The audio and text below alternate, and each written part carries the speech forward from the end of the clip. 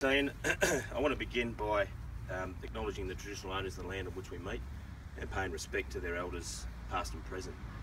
It's very clear from the budget that we saw last night that this is a political budget designed to save the job or boost the job prospects of one person and one person only, and that's Malcolm Turnbull. And it is designed to provide a defence against the conservative right of his own party and while the war on workers continues. This is a classic case of smoke and mirrors. We see tax cuts for millionaires, as has been mentioned earlier, while ordinary workers cop a tax increase. We see a government where the biggest line item is still the $50 billion giveaway to corporate Australia. At the same time, in a classic case of smoke and mirrors, they try to hide that by saying they're going to slug the banks, and it is clear that any attempt to increase costs for banks will be passed on to ordinary workers and their families again.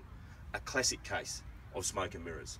What we do, we stand here today, and if you have a look around here at the Jobs Embassy, we've got this union and its supporters stand today with the representatives of the hundreds of seafarers that this government has thrown into the cancer of unemployment in the last 2 years. We stand here in support for these Australian seafarers who got thrown out of their workplace because of the deliberate policy decisions of this government. And there is not one item in this budget that seeks to address the concerns that our members have as they struggle through unemployment day in, day out, and the impact that has on both them and their families. We see a government that has done nothing to address the job insecurity that ordinary Australians feeling. In fact, the only attempt they've made to address job security in this country and employment security in this country is that of Malcolm Turnbull with the budget that we saw last night. Comrades, it is absolutely critical, and that point's been made by every speaker today, that we fight through to the next election to make sure that this government's turfed out because of what they're doing to ordinary workers in this country as the war on workers continues. Thank you.